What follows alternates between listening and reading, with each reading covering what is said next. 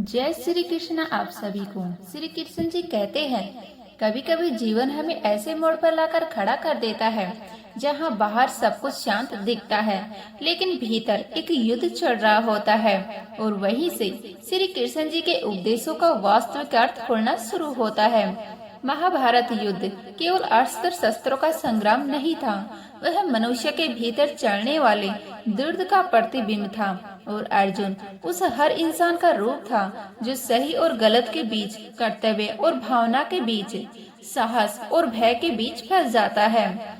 श्री कृष्ण जी अर्जुन जी को यह नहीं कहते कि भाग जाओ या आंखें बंद कर लो, बल्कि वो उसे भीतर झांकने का साहस देते हैं, क्योंकि मनुष्य का सबसे बड़ा संघर्ष परिस्थितियों से नहीं बल्कि अपने ही मन से होता है। जब मन भ्रमित हो जाता है तब सामने खड़ी जीत भी व्यर्थ लगने लगती है, और जब मन स्पष्ट हो जाता है तब हार भी सिखाने लगती है। जीवन में स्पष्टता बाहर नहीं मिलती, वह भीतर से जन्म लेती है। और जिस दिन मनुष्य अपने उद्देश्यों को पहचान लेता है, उसी दिन भ्रम धीरे धीरे अपने आप ढीला पड़ने लगता है। जैसे अंधकार सूरज के आने से हट जाता है। उद्देश्य केवल लक्ष्य नहीं होता, वह आत्मा की आवाज होती है। और जब यह आवाज सुनाई देने लगती है तब जीवन दिशाहीन नहीं रहता। श्री कृष्ण जी आत्मा की बात करते हुए हमें यह महसूस कराते हैं कि हम जो कुछ मान बैठे हैं वो हमारी पहचान नहीं है। नाम, रिश्ते, भूमिका, समाज की छवि, यह सब शरीर और मनुष्य के स्तर पर है। आत्मा इनसे कहीं आगे है। जब मनुष्य स्वयं को केवल इन्हीं सीमाओं में बांध लेता है तब पीड़ा बढ़ती है, अपेक्षाएं बढ़ती है और टूटन गहरी होती जाती है। लेकिन जैसे ही यह बोध आने लगता है कि आत्मा स्वतंत्र है, अड़िग है, अजर है, तब भीतर एक हल्कापन उतरता है। और वही घटनाएं जो कल तक बोझ लगती थी आज परीक्षा जैसी लगने लगती है। यह समझ मनुष्य को भागने वाला नहीं बनाती बल्कि स्थिर बनाती है, और यही स्थिरता विवेक को जन्म देती है।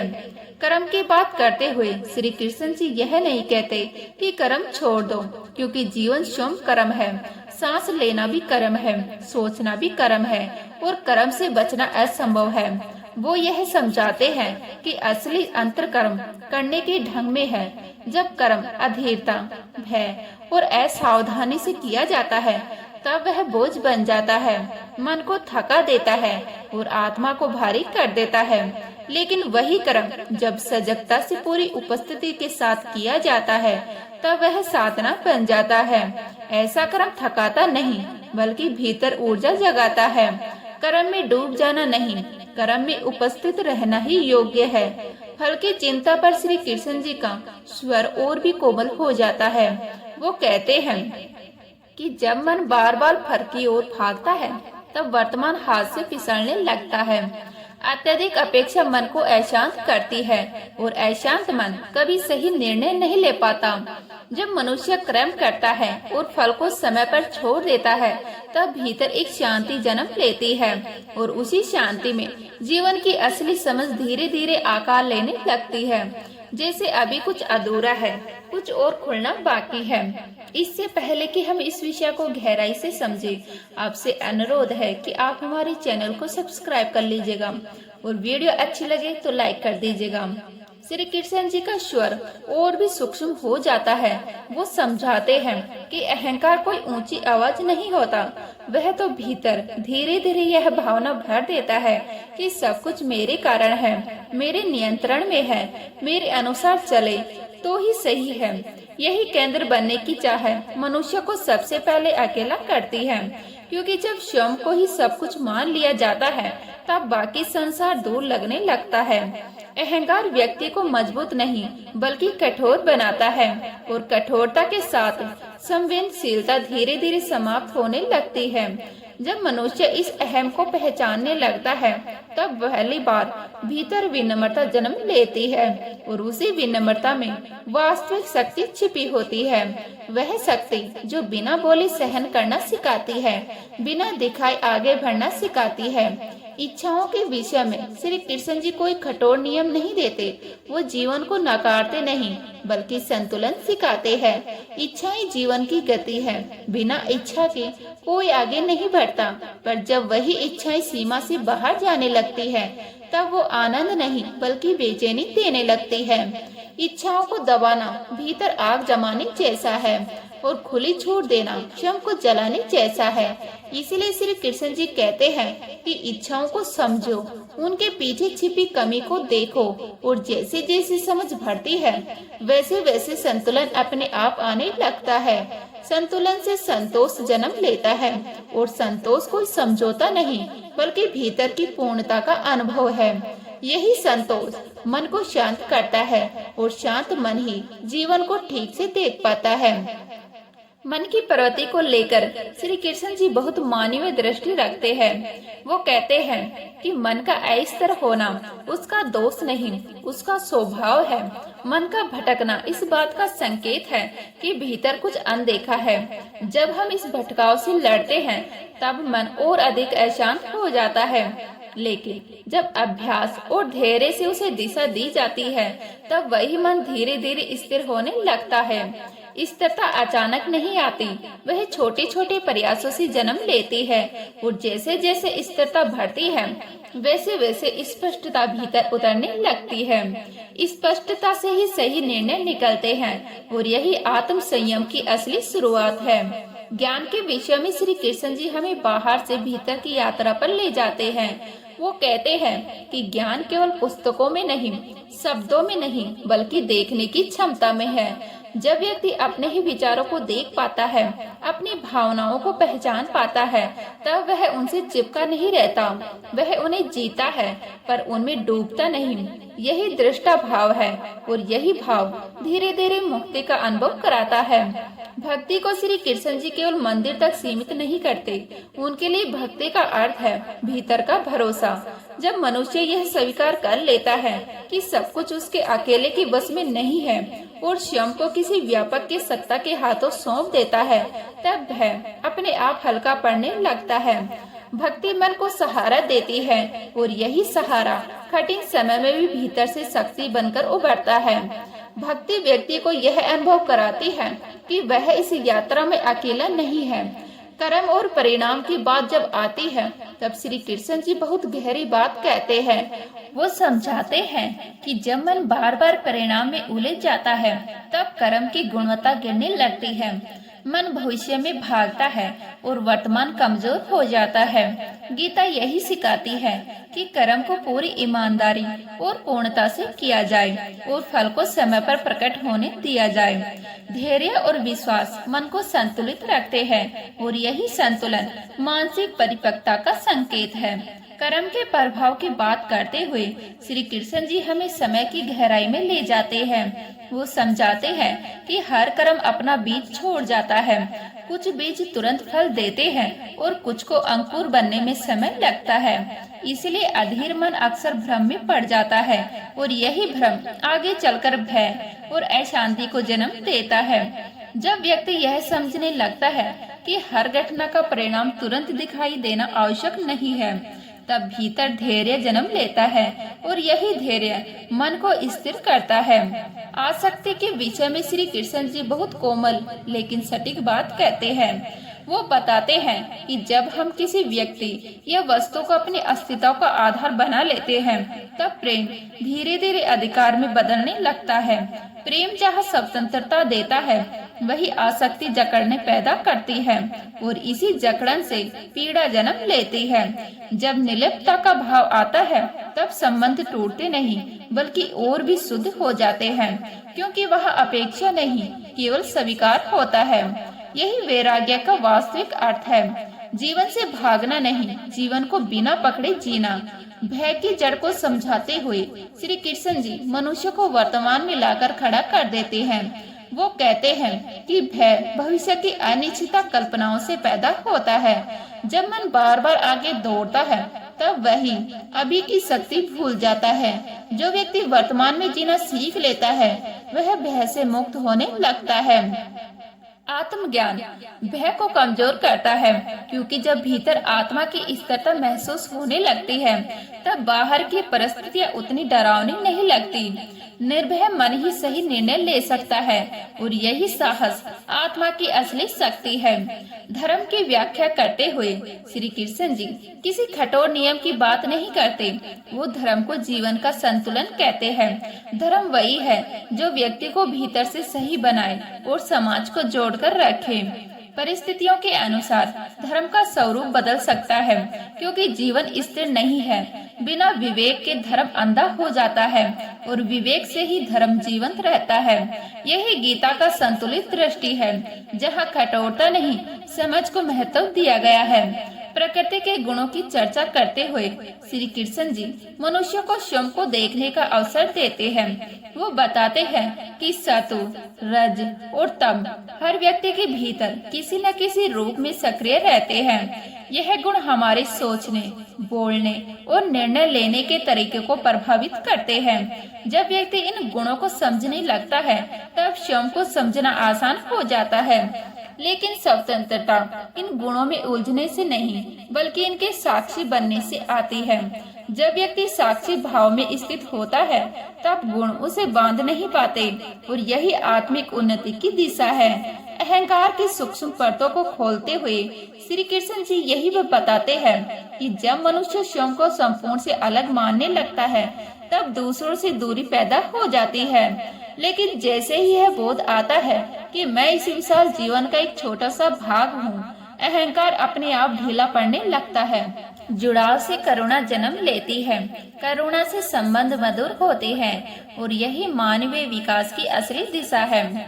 सुख और दुख की बात आते ही श्री कृष्ण जी मनुष्य को भीतर की ओर मोड़ देते हैं। वो कहते हैं कि सुख और दुख आत्मा में नहीं घटते, वो मन की परतों पर बनते बिगड़ते हैं। इसलिए जो व्यक्ति आत्मा के अनुभव को पहचानने लगता है वह परिस्थितियों के उतार चढ़ाव से पूरी तरह हिलता नहीं है। जब यह समझ आती है कि मैं अनुभव हूँ, अनुभव का मालिक नहीं, तब भीतर एक गहरी स्थिरता जन्म लेती है। यही स्थिरता जीवन के हर मोड़ पर सहारा बनती है। सेवा और करुणा को श्री कृष्ण जी किसी महान त्याग की तरफ नहीं देखते। वो कहते हैं कि करुणा आत्मा की स्वाभाविक अवस्था है। जब अहंकार का भार हल्का होने लगता है तब करुणा अपने आप प्रकट होती है। सेवा मन को शुद्ध करती है, क्योंकि सेवा में स्वयं को केंद्र से उठाना पड़ता है और जैसे जैसे केंद्र बढ़ता है वैसे वैसे जुड़ाव बढ़ने लगता है। जुड़ाव से ही मानवता जीवित रहती है, वरना जीवन केवल प्रतिस्पर्धा बनकर रह जाता है। समय और परिवर्तन पर श्री कृष्ण जी का दृष्टिकोण बहुत शांत है। वो कहते हैं कि परिवर्तन से लड़ना जीवन से लड़ने जैसा है। जो व्यक्ति परिवर्तन को स्वीकार कर लेता है वह टूटता नहीं, बल्कि समय के साथ ढलना सीख जाता है। जुड़ता दुख को जन्म देती है, क्योंकि जहाँ गति रुक जाती है वही पीड़ा जमने लगती है। लचीलापन जीवन को बचाता है। यही समझ व्यक्ति को कठोर नहीं बल्कि परिपक्व बनाता है। दूसरों के व्यवहार पर प्रतिक्रिया की बात करते हुए श्री कृष्ण जी मनुष्य को उसकी आदतों से परिचित कराते हैं। वो बताते हैं कि प्रतिक्रिया अक्सर बिना सोचे निकली हुई आदत होती है, जबकि उत्तर जागरूकता से जन्म लेता है। जो व्यक्ति प्रतिक्रिया नहीं बल्कि उत्तर देना सीख लेता है उसके संबंध धीरे धीरे सहज होने लगते हैं। प्रतिक्रिया संघर्ष को बढ़ाती है और विवेक से दिया गया उत्तर संबंधों में शांति भर देता है। यही मानसिक परिपक्वता का संकेत है, जहाँ मन आवेग में नहीं बहता। मौन के विषय में श्री कृष्ण जी एक गहरी बात कहते हैं। वो बताते हैं कि मौन केवल शब्दों की अनुपस्थिति नहीं है, मौन विचारों की शांति है।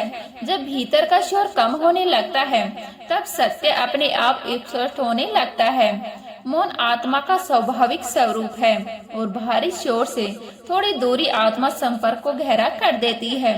यही वह आंतरिक संवाद है जहाँ मन स्वयं को सुनना शुरू करता है।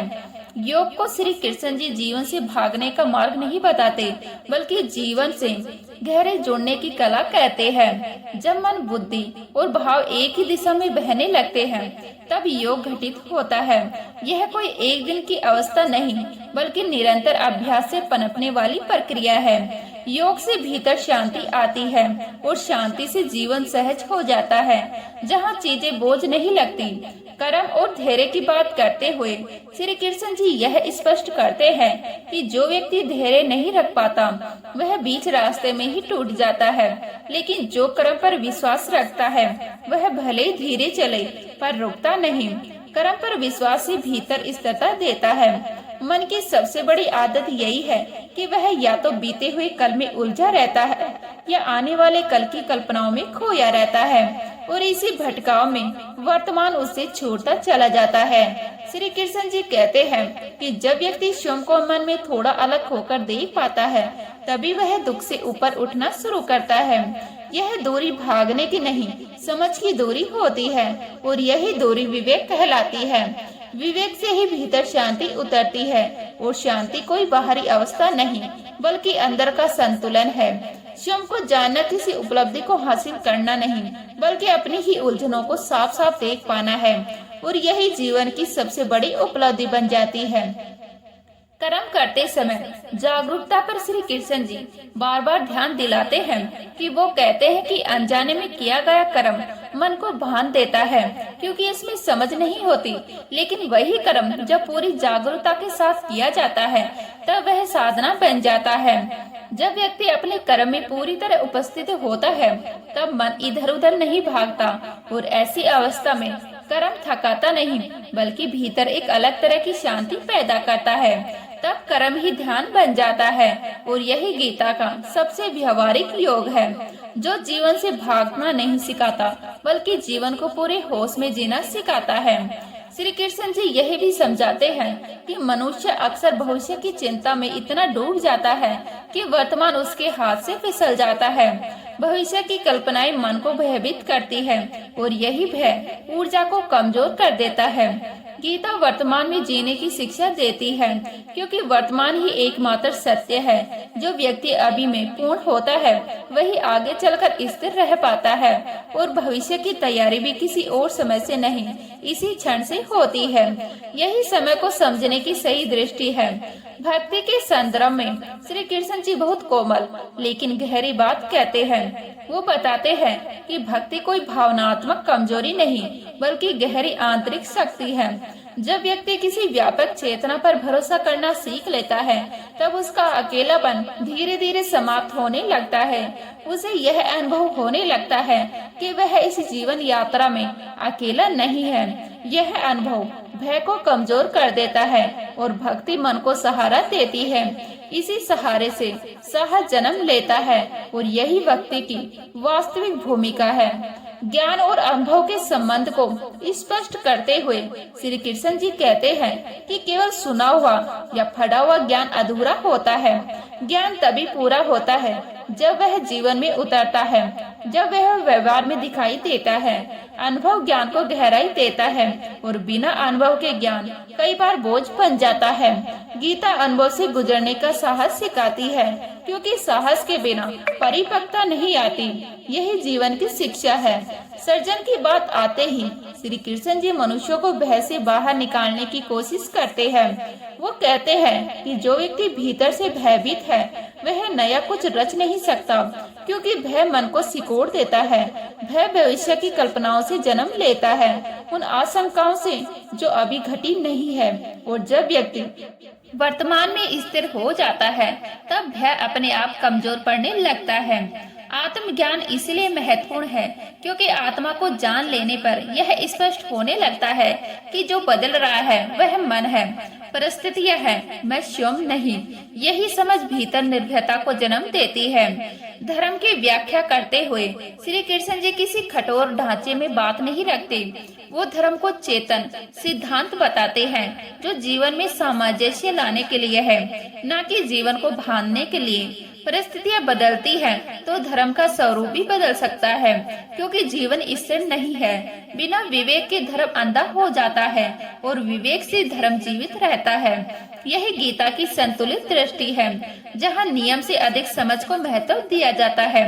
प्रकृति के साथ संबंध पर श्री कृष्ण जी बहुत गहरी बात कहते हैं। वो बताते हैं कि मनुष्य जब स्वयं को प्रकृति से अलग मान लेता है तभी संघर्ष शुरू होता है।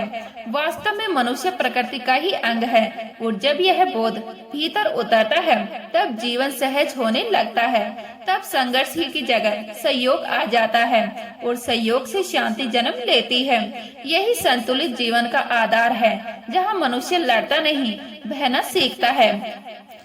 तो उम्मीद करती हूँ यह वीडियो आपको अच्छी लगी होगी। अच्छी लगे तो लाइक करें, शेयर करें, नए हैं तो प्लीज सब्सक्राइब कर लीजिएगा। मिलते हैं इसी तरह की नई वीडियो के साथ, तब तक के लिए जय हिंद, जय भारत, जय श्री राम।